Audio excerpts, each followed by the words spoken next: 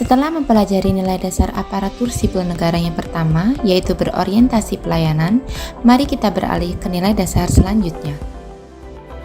Dalam banyak hal, kata akuntabilitas sering disamakan dengan responsibilitas atau tanggung jawab. Namun pada dasarnya, kedua konsep tersebut memiliki arti yang berbeda. Responsibilitas adalah kewajiban untuk bertanggung jawab yang berangkat dari moral individu. Sedangkan akuntabilitas adalah kewajiban untuk bertanggung jawab kepada seseorang atau organisasi yang memberikan amanat. Dalam konteks aparatur sipil negara, akuntabilitas adalah kewajiban untuk mempertanggungjawabkan segala tindak dan tanduknya sebagai pelayan publik kepada atasan, lembaga pembina, dan lebih luasnya kepada publik. Aspek-aspek dari akuntabilitas sendiri yaitu yang pertama, akuntabilitas adalah sebuah hubungan atau dari antara dua pihak, antara individu, kelompok, institusi dengan negara dan masyarakat.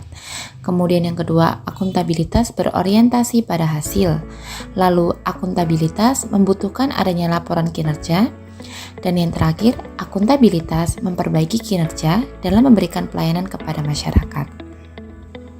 Tingkatan akuntabilitas ada 5. Yang pertama yaitu personal. Akuntabilitas personal mengacu pada nilai-nilai yang ada pada diri seseorang seperti kejujuran, integritas, moral, dan etika. Individu. Akuntabilitas individu mengacu pada hubungan antara individu dan lingkungan kerjanya, yaitu antara PNS dengan instansinya sebagai pemberi kewenangan. Pemberi kewenangan bertanggung jawab untuk memberikan arahan yang memadai, bimbingan, dan sumber daya serta menghilangkan hambatan kinerja. Sedangkan PNS sebagai aparatur negara bertanggung jawab untuk memenuhi tanggung jawabnya. Kelompok. Dalam kaitannya dengan akuntabilitas kelompok, maka pembagian kewenangan dan semangat kerjasama yang tinggi antar berbagai kelompok yang ada dalam sebuah institusi memainkan peranan yang penting dalam tercapainya kinerja organisasi yang diharapkan. Organisasi. Akuntabilitas organisasi mengacu pada hasil pelaporan kinerja yang telah dicapai, baik pelaporan yang dilakukan oleh individu terhadap organisasi atau institusi maupun kinerja organisasi kepada stakeholders lainnya. Stakeholders. Akuntabilitas stakeholder adalah tanggung jawab organisasi pemerintah untuk mewujudkan pelayanan dan kinerja yang adil, responsif, dan bermartabat. Panduan perilaku akuntabel. Yang pertama, kepemimpinan, yaitu pimpinan mempromosikan lingkungan yang akuntabel dengan memberikan contoh sehingga memberi efek positif bagi pihak lain untuk berkomitmen juga. Transparansi, yaitu untuk mendorong kerjasama antara kelompok internal dan eksternal.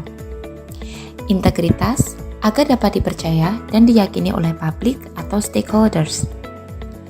Tanggung jawab, menekankan bahwa setiap tindakan memiliki konsekuensi yang harus dipertanggungjawabkan. Keadilan, keseimbangan antara akuntabilitas dan kewenangan, harapan dan kapasitas. Kejelasan, memiliki gambaran yang jelas tentang apa yang menjadi tujuan dan hasil yang diharapkan. Konsistensi, penerapan dari sebuah kebijakan, prosedur, dan sumber daya yang stabil. Perilaku individu yang diharapkan dari seorang aparatur sipil negara adalah sebagai berikut. 1.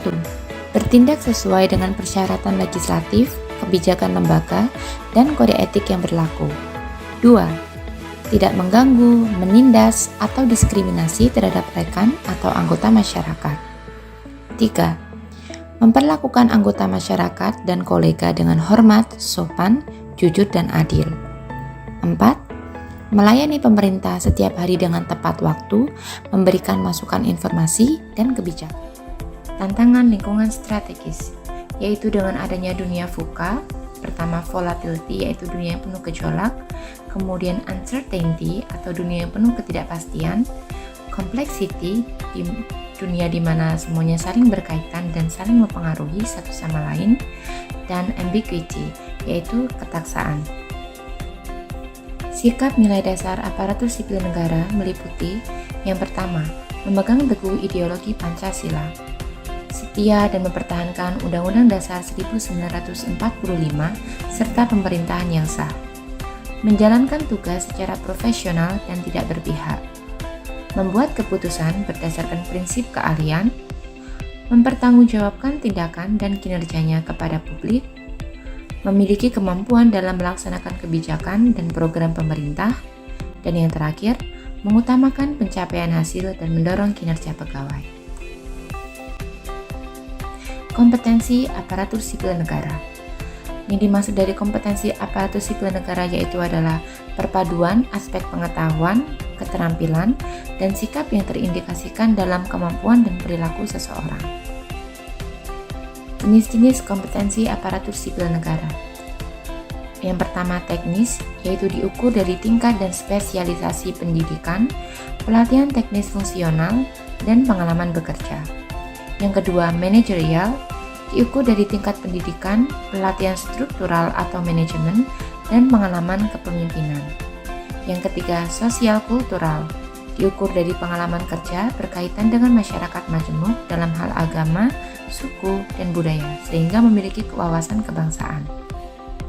Pengembangan kompetensi bisa melalui pendidikan, yaitu peningkatan pengetahuan dan keahlian melalui pendidikan formal, dan pelatihan dengan dua cara, klasikal yaitu pembelajaran tatap muka di dalam kelas seperti seminar, kursus, dan non-klasikal yaitu melalui e-learning. Basis sinergi perilaku kompeten. Yang pertama, learning by investigating. Yang kedua, learning by experimenting. Dan yang terakhir, learning by practicing. Perilaku kompeten. Yang pertama yaitu dengan learn, unlearn, dan relearn. Kemudian dengan meningkatkan kompetensi diri. Contoh sikapnya adalah yang pertama, mengubah mindset dengan paradigma learn, unlearn, dan relearn. Mengembangkan mandiri berbasis sumber pembelajaran utama dari internet. Memanfaatkan sumber keahlian pakar atau konsultan. Melakukan jejaring formal-informal, mengatur diri sendiri dalam interaksi dengan pegawai lain dalam dan atau luar organisasi. Perilaku kompeten selanjutnya yaitu membantu orang lain belajar. Contoh sikapnya adalah yang pertama, aktif dalam pasar pengetahuan atau forum terbuka. Yang kedua, memanfaatkan dokumen kerja seperti laporan kerja, materi presentasi, artikel, dan memasukkannya ke dalam repositori, di mana ia dapat dengan mudah disimpan dan diambil. Yang ketiga, aktif mengakses dan mentransfer pengetahuan. Yang terakhir, sosialisasi informal seperti morning tea or coffee kerap kali menjadi ajang transfer pengetahuan. Melakukan tugas terbaik. Contoh sikapnya yaitu pengetahuan menjadi karya, yaitu mewujudkan pengetahuan menjadi karya nyata. Makna hidup dan bekerja baik, kemudian tipikal individu semangat berkarya.